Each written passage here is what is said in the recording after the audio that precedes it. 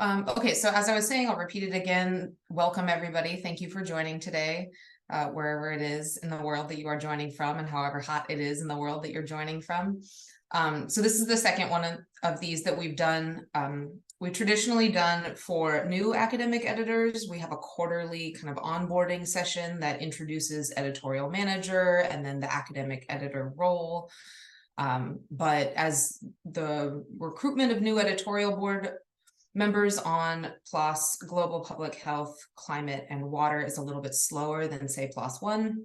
We wanted to explore different forums for opportunities for editors to have engagement and ask questions of PLOS staff and of each other. And so that's exactly what this is. This is a very loosely structured question and answer session. I'll go ahead and moderate. And otherwise, it's pretty free form. It's organized as a meeting rather than a webinar, and you should all probably be pretty familiar with Zoom at this point. So if you want to just raise your hand to ask a question or drop it in the chat, I'll be monitoring that as well. But I'll go ahead and get us started. Actually, we should probably introduce ourselves. I can start with an introduction of myself. I'm Dina Emerson. I'm the editorial board experience manager at PLOS. And I'm chiefly responsible for onboarding new editors and providing support throughout tenure and then facilitating any resignations as editorial board members come and go. And I'm going to pass it off to Debora, who's in my top left here. Yeah, hi, I'm Debora Walker. I'm based in the Boston area, and I'm the executive editor for PLOS Water, where I sort of have editorial oversight over that particular journal. And I've been in that role for about 1.5 years now. And I'll pass it on to Julia. Hi, everybody. I'm Julia Robinson. I'm the executive editor for PLOS Global Public Health. And with Madhu, we have been here since the beginning in 2021. I'm based in the Dallas area, and I love these opportunities to chat. So I'm looking forward to getting to know you all better and hearing. Hopefully we can answer questions and help you feel more comfortable and ready to do the role. I should pass to maybe Madhu, since we're on GPH right now. Hi, everyone. My name is Madhukar. I'm a professor at McGill University. I did all my medical training in India. I'm one of the 2 editors-in-chief of PLOS Global Public Health. Thank you for joining us. Last staff member I see is Zena. Do you want to introduce yourself briefly?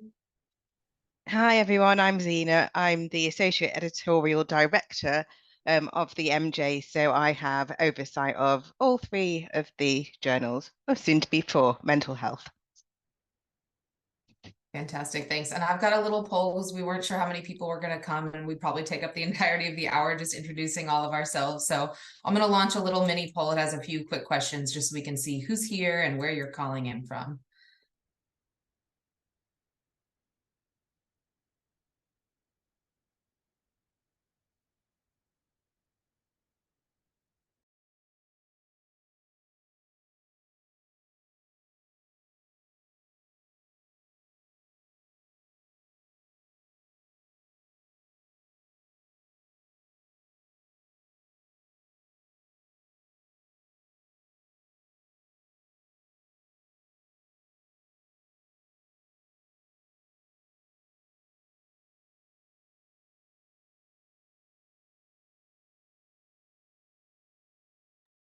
I always joke that this is like popcorn, you know, it's slow to get going and then there's like a peak in the middle and then the popcorn kernels kind of taper off a little bit towards the end.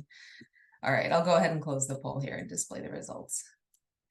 Okay, here's what we got. First question was which journal are you on? Unsurprisingly, Global Public Health is our large journal. Oh, looks like someone's also on PLOS 1. Hello, welcome. We targeted this invite towards non-PLOS 1 people, so I'm sure you're also on PLOS 1. That's great to see. Let's see. So how many years have you been an active researcher? Looks like pretty experienced crowd here. How many editorial boards do you serve on? This is probably good, 5+. Oh, good for you. Doing your community service in the world. I love it. Let's see. And then what continent are you calling in from? North America makes sense based on our time zone. I always include Antarctica because I really want somebody to call in from Antarctica once. It hasn't happened yet, but eventually it will, I'm sure. Perfect. Well, welcome. Thank you again for calling in. I'm glad you're all here. So I can go ahead and get us started with the questions that were pre-submitted ahead of time. I want to make sure we address those. So let's see, starting off with our first question, and we're just going to kind of, for those of you PLOS staff here, you're just going to jump in and take charge of whoever wants to answer it first. Okay, so this is a question actually from an editor on PLOS Climate that says, what is the journal doing to fast track publication of accepted papers? Delays are impacting our reputation and relationships.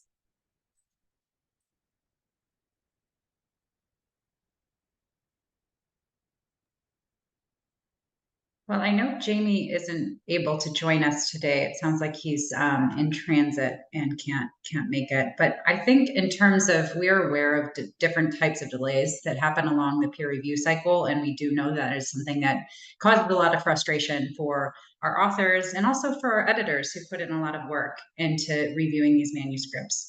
And so we are constantly trying to improve our systems and constantly experimenting with different ways in which we can move papers along the path faster. I don't know if we'll get into kind of too many behind the scenes type of interventions that we're doing, but we do monitor this very closely, and it's something that we want to improve, I guess. I don't know, Zena or Debora, do you have anything else you'd like to add?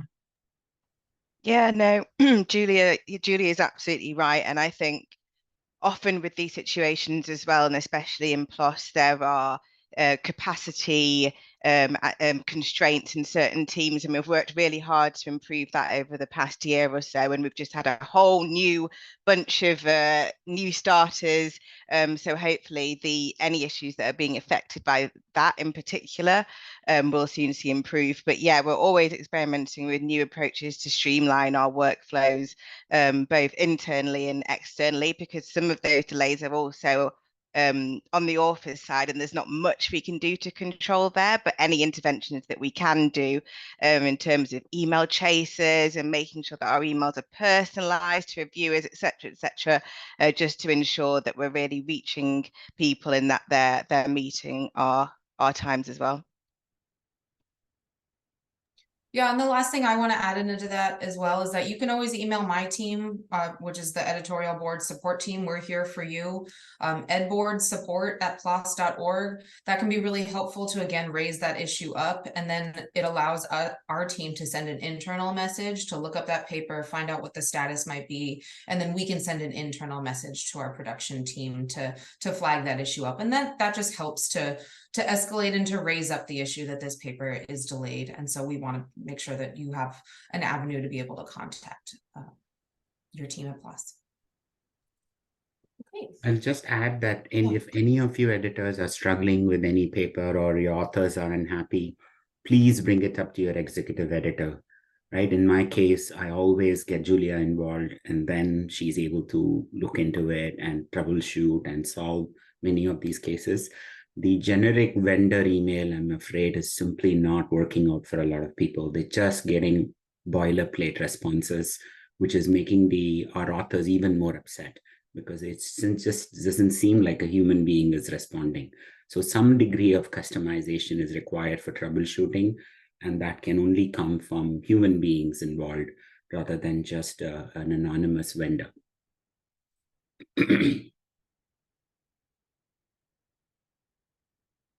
Okay, the next question is pretty interesting, actually. So it says, I'm curious about PLOS's policies and guidance around AI, artificial intelligence, for both manuscripts and reviews.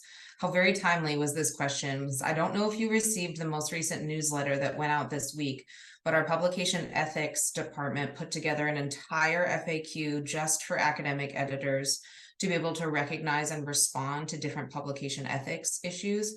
I'm going to drop it here in the chat, and there is a question here on artificial intelligence, and we've, like many places, had to develop a policy in response to the development of this technology. So I will post this here. Here is the publication ethics questionnaire, or frequently asked questions. And if you scroll, the first page is dynamic, and you can click the links, and the very bottom there has a question about artificial intelligence. So I can just read that for the recording. Oh, it's very long. Okay, so our policy is that you must declare if you used any artificial intelligence. pretty much a lot of the responses in publication ethics, if you do recognize that there isn't a concern about ethics, you can email our team. So same thing, they have a dedicated and shared inbox, but a pretty robust team that is growing to address issues around publication ethics. So again, I will put their email in the chat too. But you definitely want to escalate any types of concerns up to the publication ethics team. Dina, I myself didn't know that we had that AI policy. I thought we were waiting for it to be announced or launched. And I think all editors-in-chief should have received an email saying, this is our current policy on AI. Noted, and we will in the future. Yeah, we can follow up. There was a blog post as well. And it was a pretty Madhu, rapid sorry development. to interrupt. Madhu, Renee did email all the editors-in-chief with an update to the AI tools and technologies policy. When was that, Zena? How many It weeks ago? was April the 19th, I think. Okay. I think I can forward that on to you again if it's helpful, Madhu. Okay, great. Because Cool. I thought it was in progress and I was expecting it to come out any minute. Certainly, Julia, Catherine, and I haven't had a discussion within our GPH meetings about the exact policy and what we're going to do, because we already got a complaint from Okay. an author a while ago that ChatGPT was used. And at that time, I don't think we had clarity on how to handle it. I understand. Yeah. And I'm not even sure we completed the loop with that particular author's request on what to do with that paper. Did we, Julia? We did. Yeah. And I think this is something that I think that we're always interested in hearing from our editorial boards as well. This is a very fast changing part of technology, I think. And I think that we will continue to need to respond to AI and think about new case scenarios in which AI is potentially used at any point along the research or the peer review cycle. So I don't know, I'm kind of interested to keep a tab on what you all are thinking about and what your experience is, either in your university settings or elsewhere, to think about how do we grapple with this? How do we make sure that we are being ethical, declaring things properly, that kind of thing. Because there's been a lot of argument too to think about the potential of this technology to help non-native English speakers, for instance, which I think is a really interesting avenue for AI that could help level the playing field a little bit in research. But we need to make sure that we're doing it the right way.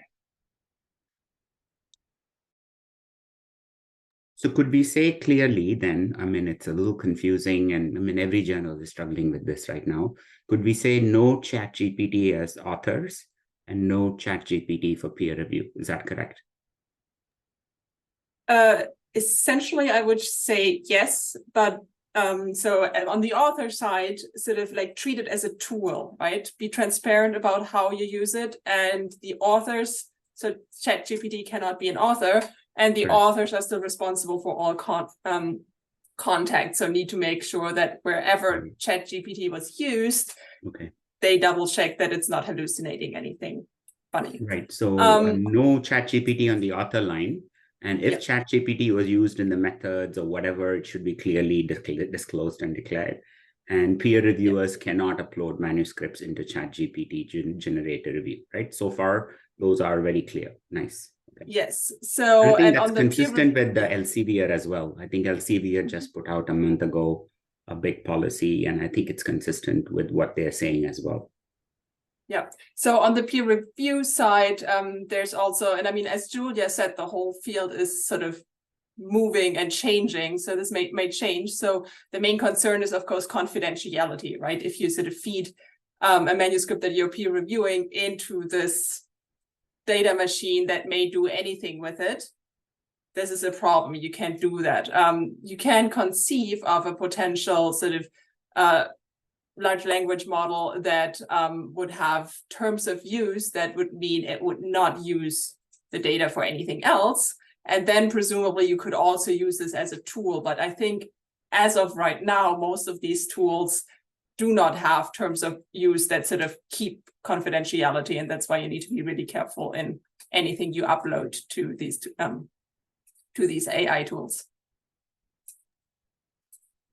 We do have the plagiarism software. Is there any software we have at our disposal to know if AI was used in a manuscript or in the peer review? Don't think we do as yet. We don't have anything to capture that, but I know that Renee her ethics team are keeping an eye on developments in detection tools, and they're following up on a case-by-case basis right now. So we're always keeping an eye out for anything that can make our lives easier in terms of detection, but we haven't yet sourced anything. I think in the that scary area. part is if entirely AI generated manuscripts are uploaded to us, how would we even know that? I mean, essentially, we wouldn't. not immediately, because we don't have anything at that point, but because we have quite stringent and robust checks in terms of the subscan and those kinds of stages, it would be a case of, as Renee says, detecting on a case-by-case basis. But we're definitely keeping an eye on what everybody else is doing, because I think we're all kind of finding our feet together in terms of AI and how to detect these papers, really. Maybe that's where our ethics requirement will save us for the primary research, right? But for review articles and opinions that were entirely AI generated, I don't think there is an easy way out. Yeah, it's very interesting looking across the kind of ecosystem, because usually you hope to catch somebody who's got the answer, but it's kind of all of us looking at each other saying, what do we do next? But yeah, we'll see. It's, as Julia said, it's all developing so fast and day by day, and I'm sure there's somebody out there who's developing some exquisite software that will catch these papers for us. Well, so far it seems AI cannot detect AI. And so if that's the case, I think we are screwed. Yeah, I mean, I've seen some software that people are developing that are, running these papers through and saying if they've been AI generated. But then just as somebody starts developing that, someone else says, oh, wait, they're catching papers that are written by non-English speaking authors. So it's just, I think it's a real balancing act trying to find these, because, yeah, right now, the ones that have been tested, they seem to be unfairly calling out papers written by people outside England. So that's not great either. Non-English speaking, not outside of England. I'm aware other people speak English. All right, I dropped a few links in the chat, and there was a question from Sarah about whether the chat will be shared out afterwards. And yeah, absolutely, I can send out all of the follow-up links and resources that were shared here. But yeah, I linked to our FAQ, the contact for publication ethics, and then uploaded the actual FAQ, and then linked to our artificial intelligence policy as it stands right now. Who knows? Okay, moving along to the next question. So then there's a couple of questions about reviewers. So if everybody's ready, we're going to jump into that topic, which is always everybody's favorite. So there's a couple of questions here about the difficulty of securing reviewers and then searching the database to find a reviewer. So a couple of things I just want to say on that before I pass it over to anyone else is that the editorial manager database for climate, global public health, and water were copied over from PLOS 1, which is a giant journal and a giant database, and it is unrestricted. So and what I mean by unrestricted is that in order to allow academic editors to have the ability to proxy register potential reviewers, it means that anyone that was on PLOS 1 as an academic editor over its entire lifetime has been able to add reviewers to the database. And because it's so large, it's therefore uncurated in any way. So there's duplicate accounts, there's people with accounts that have varying degrees of completion. Someone's a postdoc and then they leave that institution and then they join a new institution and they get a different account, they're not linked. So the database is not set up to be searched by keyword at this time because there's just too many things in there, and there's not a reliable way to identify if those people are actually real people that are still active. So there's no searching functionality in the editorial manager database, but within the EM database, there is the reviewer the Web of Science Reviewer Locator, which I highly suggest as a useful tool. It's on the Invite Reviewers screen. On all the way to the right, you'll see Web of Science Reviewer Locator. And that is kind of like a plugin, if you will, to Editorial Manager that plugs into the Web of Science database, and it looks at your abstract and your paper, and it auto-generates a list of 30 potential reviewers for you to consider.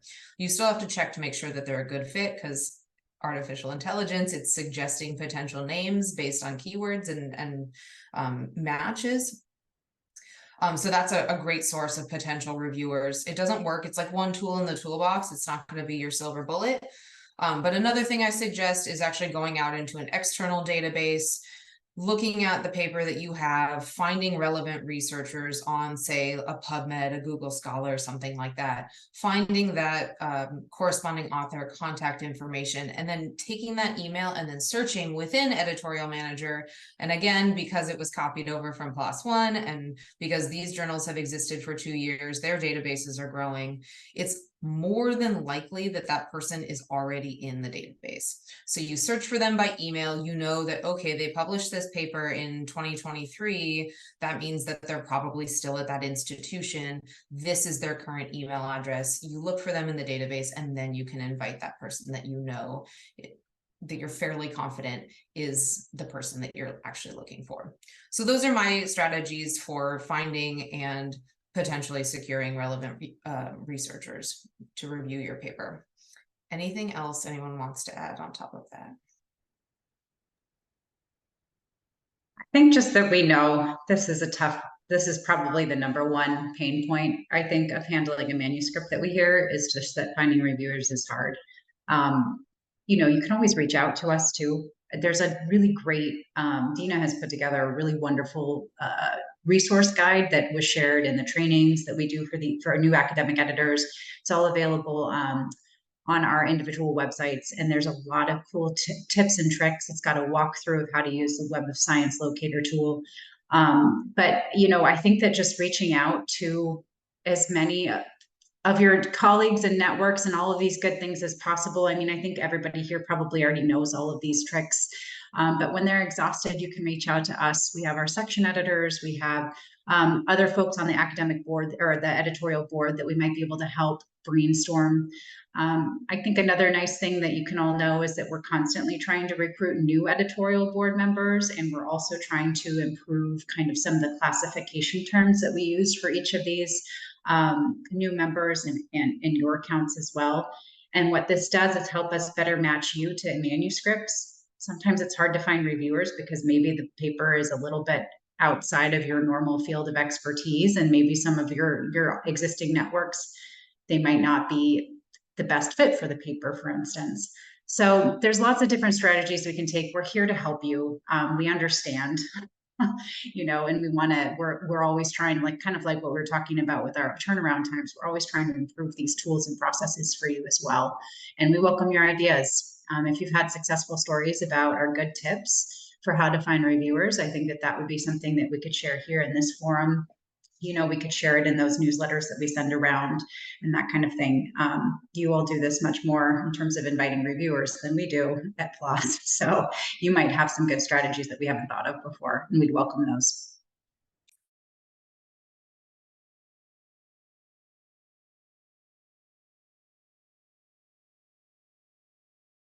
I mean, I'm curious to hear from others on the call. Do you have any particular strategies, tips, and tricks for your fellow editorial board members on securing reviewers?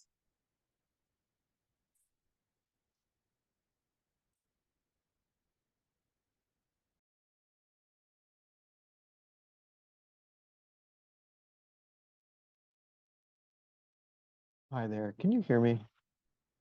Great. I couldn't find where to raise my hand, even though I've been on a million Zoom calls like everyone. No, this is really helpful, especially around the finding reviewers on the Web of Science piece. I didn't know that. I mean, a similar question and then comment relating to finding and supporting reviewers is the fact that we're all pretty exhausted from reviewing lots of stuff. So knowing what that's like. I think one thing that's worked so far in the latest era has been just writing, just taking a little bit of time to write a personal note, just to say we're sourcing your review because you are an expert in X, Y, or Z, and what the expectation is, because I think a lot of the time the expectation is you're going to be sending them the manuscript 3 times or something along those lines, but something along the lines of, I think this is a manuscript worth reviewing, of adequate quality. We're looking for this type of expertise. We're hoping that you can, respond with 1 or 2 reviews. And please let me know if you have any questions or something. I feel like that's been working well. It has some sort of minimal interaction with reviewers so far. Thanks.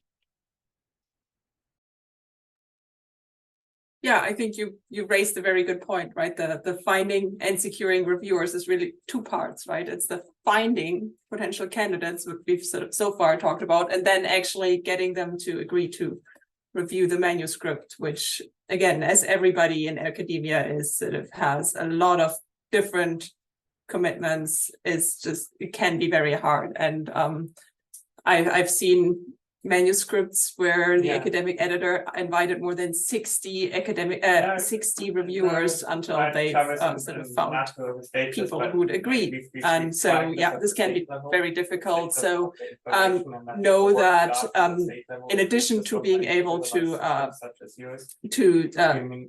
change the invitation template to sort of write a personal note in there, you can also let potential reviewers know that you can change the timeline. And I think there's a default timeline for a review, but if you have a manuscript that is very long and you know they're not going to get through it in a week or in a week and a half, you can from the very outset say you're going to set the time limit, the timeline higher, and say so in the letter, and say, we realize this is a long manuscript, this will need some time, we realize everybody's very busy, we are from the outside giving you more time, and this may also sort of increase uptake in the metro subregion.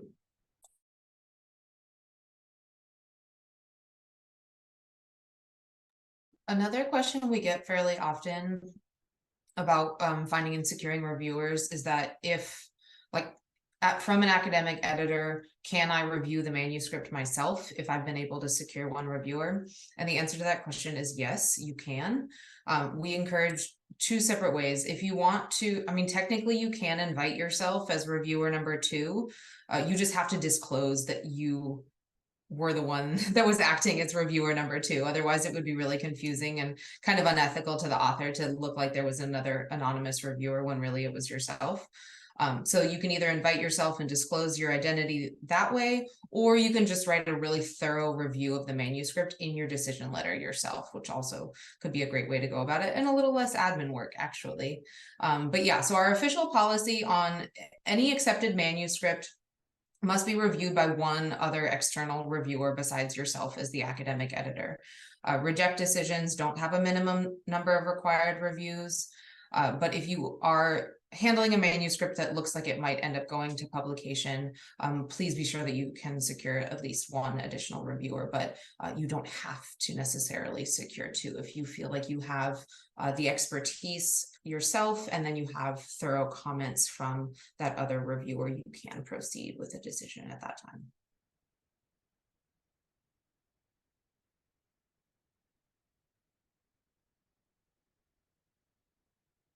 Okay.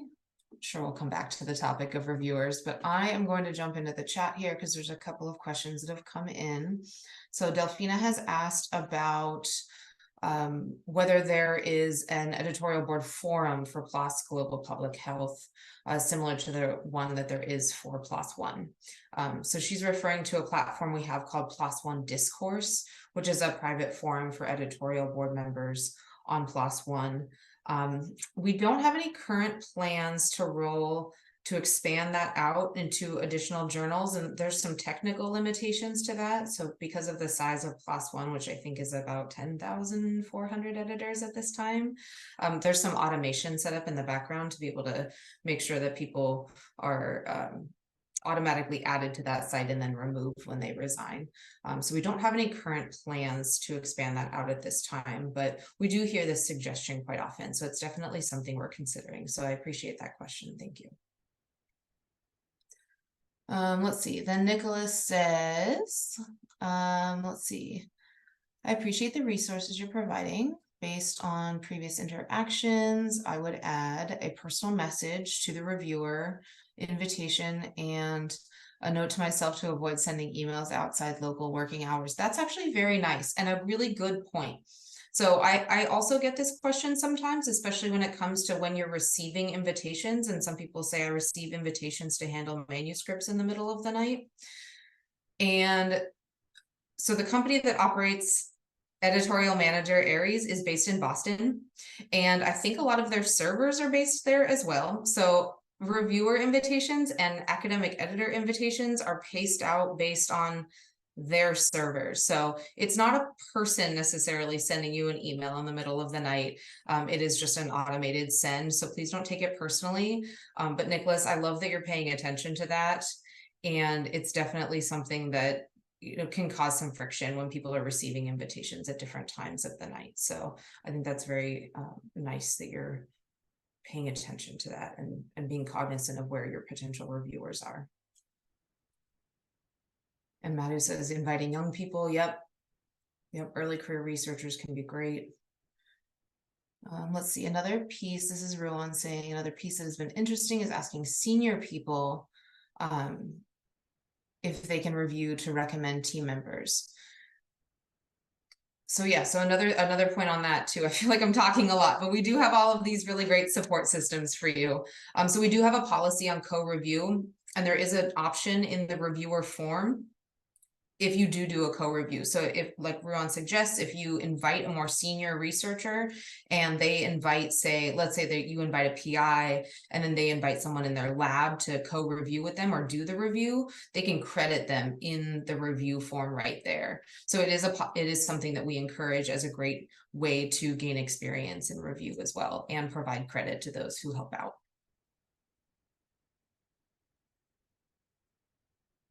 Hey, that was the end of the chat there. I want to open it up to the floor now if there are any questions that came up as this, as we're talking about these things, or questions that are just on your mind.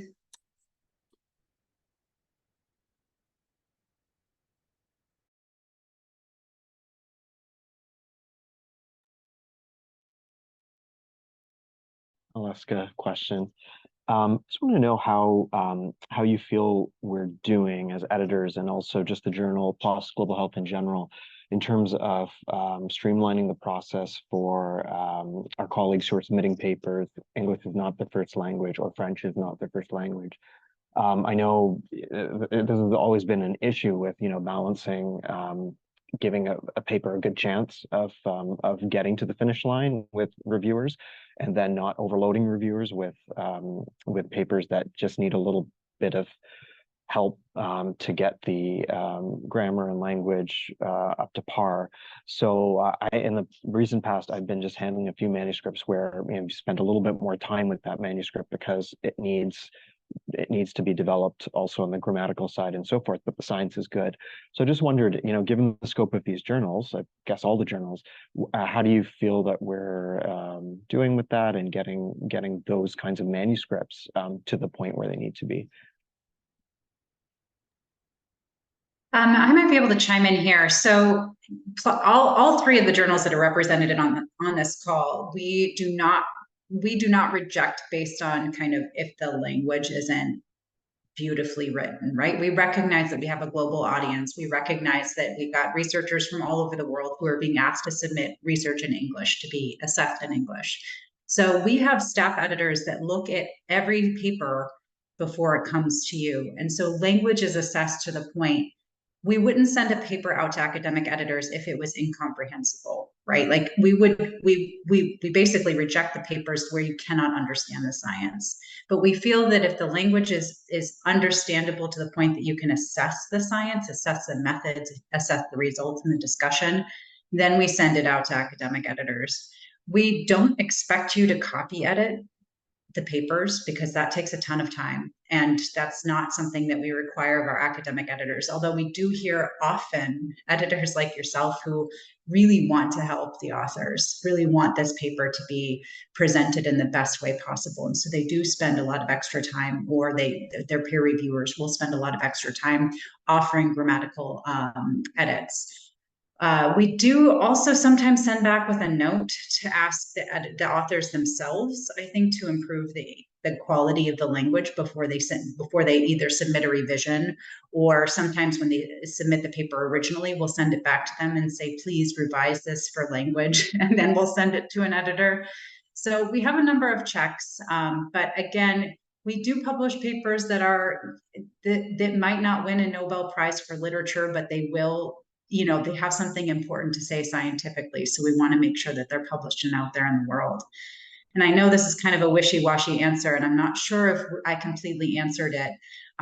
Personally and anecdotally, I'm always blown away by the contributions of our academic editors. I think the level of care that they handle the papers and the amount of kind of rooting for the authors that I see on a daily basis, I mean, it really touches my heart. It's amazing, the dedication that our editorial board has towards the journal and towards our mission. And so I can say personally, I'm very grateful to our board for what they're already doing and how often they go above and beyond what we ask them to do.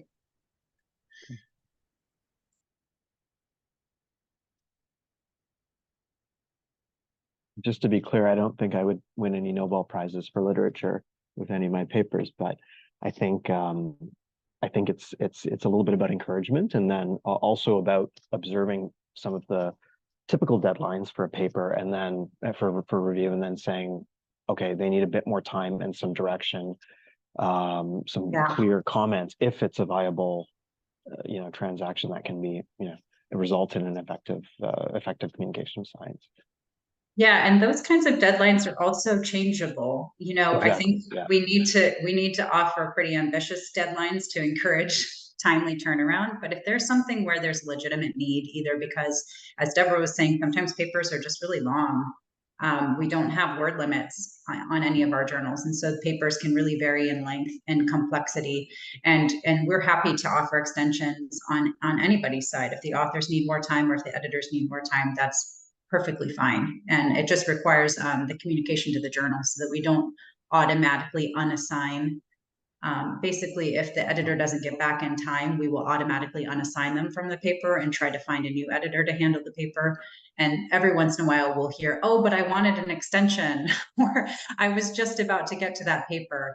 And we're happy to accommodate it, just as long as we know ahead of time.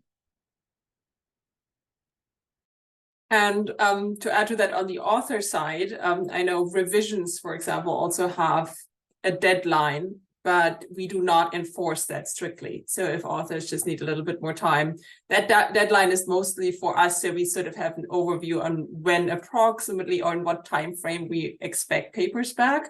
But if they take longer, I think, we do not currently have a process in place that sort of automatically withdraws manuscripts that have been in revision for too long.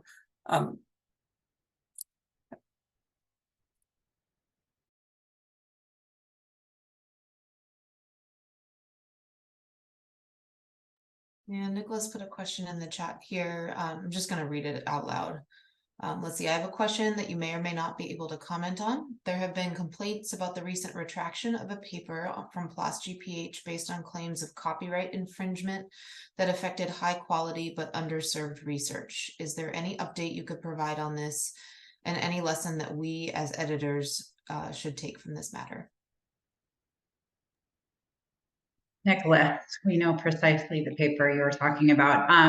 Zena, do you want me to take this? Do you want to take it? Either way, you want me to? Okay.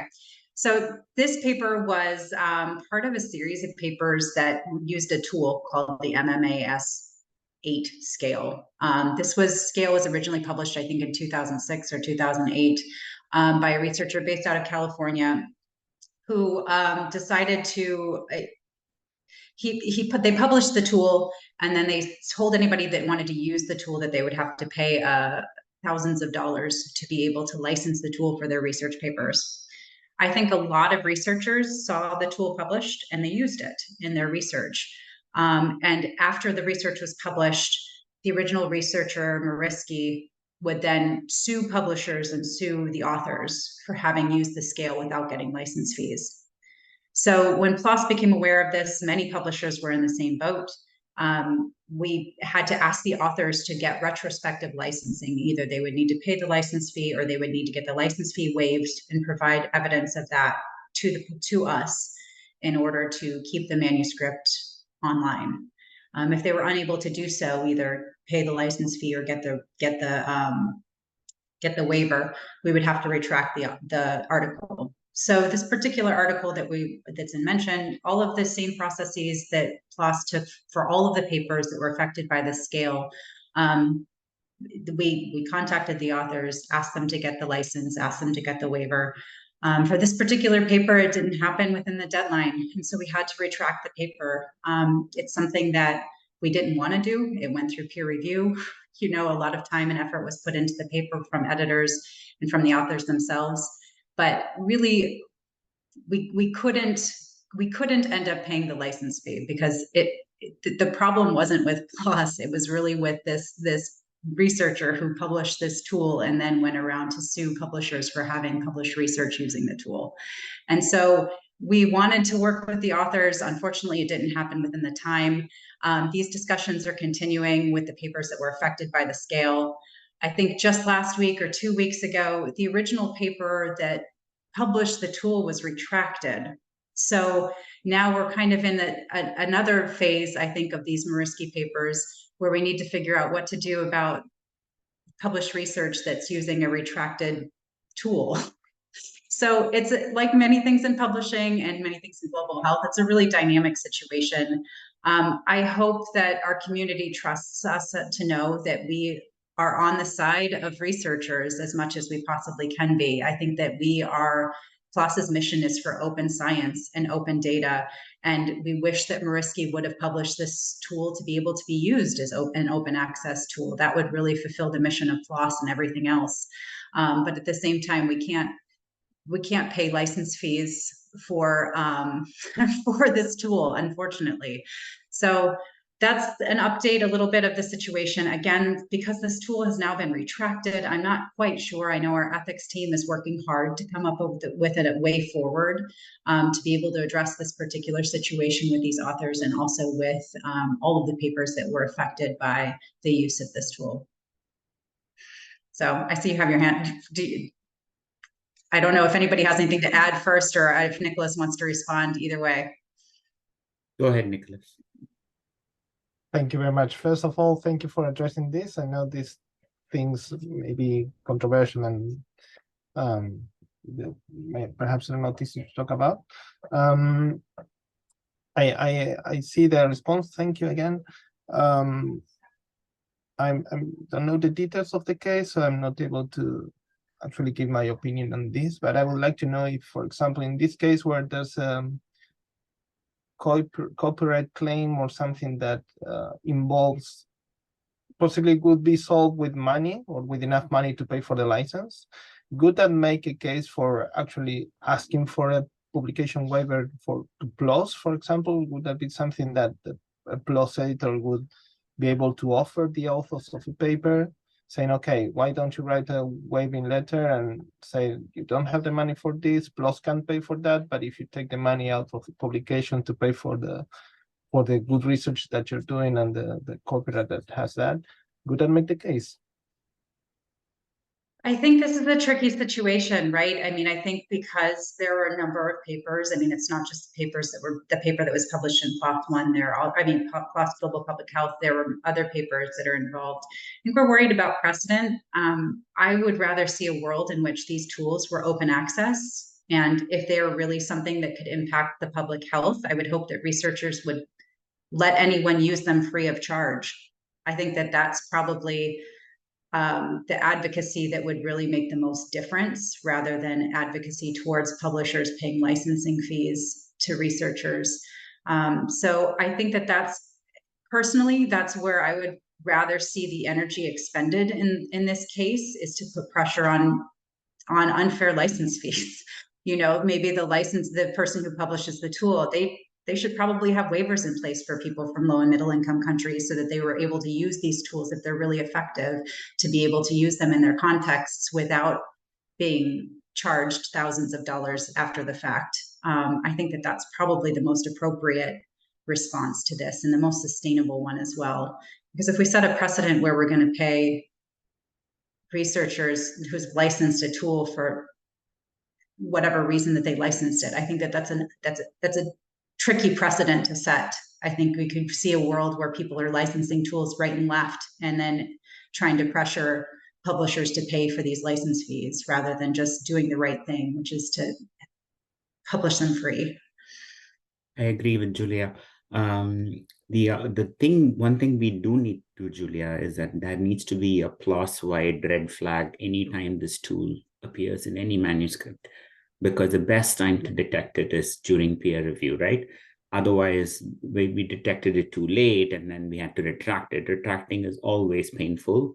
While if it is flagged right at the beginning, then there is at least a way for us to make sure it doesn't go all the way and then gets pulled at that stage. So is there any kind of a software or something we could use to kind of check whether this tool is appearing in any paper? I agree with you there, Madhu. I think Julia mentioned that we're in the kind of next phase now that the original paper has been retracted. So I imagine that as part of the ethics team's solutions that they'll be coming up with, there will be something in there that includes detecting when a manuscript is submitted and has used that tool, whether it's a flag in the EM or something like that. But yeah, we can't say for sure yet, but I think it'll be under consideration. But it's a really good point. I can say that there's been a sweep of anything that has not already been, that is in the publication or in the review pipeline. So there's not a software, it's our eyeballs basically at this point that have gone through to search for these terms, either the name of the tool or the name of the that specific reference of the tool. And so anything that hasn't already been published has been flagged, and we're reviewing those before publication so that we don't end up in the same situation of needing to retract more articles just because of this reason. But yeah, I would love to see the PLOS GPH community coming together to say this shouldn't have happened and we shouldn't have these license fees on these tools. You know, I mean, I think that's probably, I don't know how many other situations there are like this. This is probably the most well-known at this point, but I'm sure there are other smaller cases out there, and this type of practice shouldn't, I don't think it should exist, honestly.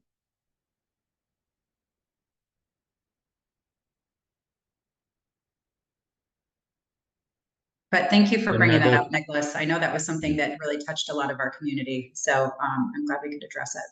There's another question from Delphina on salami slicing. You want to take that one, Julia? Sure.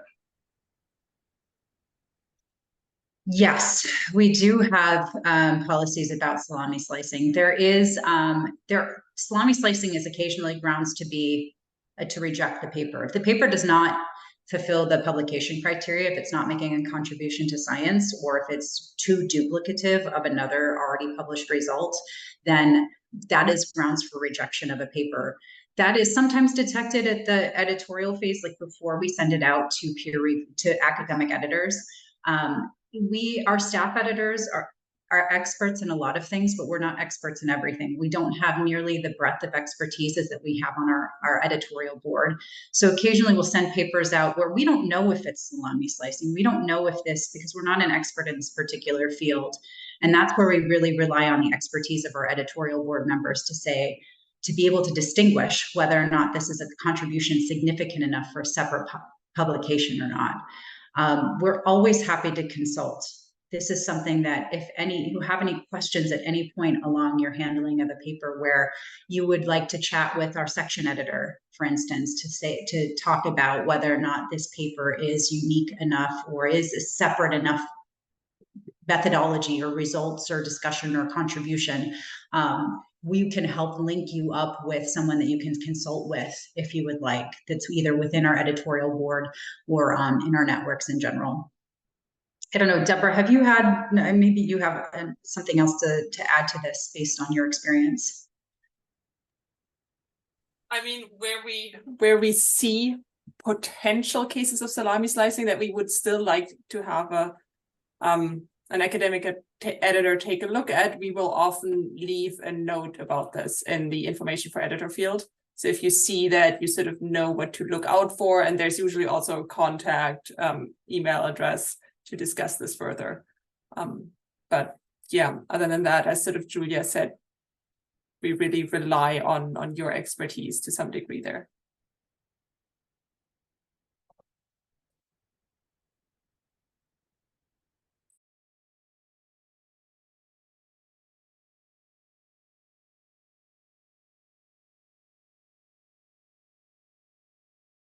We're almost at the top of the hour, so if anyone has any last questions, I'm gonna give it another 30 seconds of kind of uncomfortable Zoom silence. We're all so familiar with that.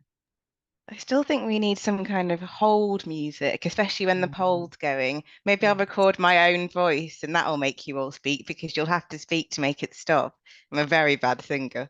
100%. Yeah, we used to have, when we had our all hands meetings at PLOS before and we were all together, we have every time they announce long service awards, so people have been at PLOS for a long time, and it used to be this room full of people clapping, and now it's just these like weird virtual hands and no noise is made, and it's strange.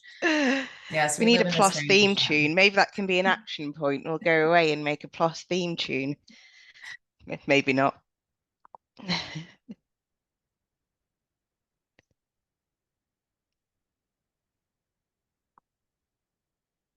All right, well, you have our emails here. If you think of anything later on, please feel free to email us at any time. Does anyone else from the journals want to give any sort of last announcements? Haraz, Madhu? I just want to encourage all of you, if you are able to send us suggestions or CVs of good people we could recruit, especially from the Global South, especially women, especially from Latin America and Francophone Africa, we would be most grateful, because we can see some gaps in our diversity that we'd like to address for GPH, and I'm sure that would be equally helpful for the other journals as well. And just for me, a general... all we need is send us a CV of the person, and then we will send it to Dina's team for vetting and onboarding. Thanks, Madhu. Just for me, a general thank you to all of you. I know you're all so busy, and we all really appreciate how much you do for the journal. It's really fantastic. So thank you. Thanks, everyone. Bye. Thank you. Thank you. Have a lovely day. Bye. Thank you. Thank you.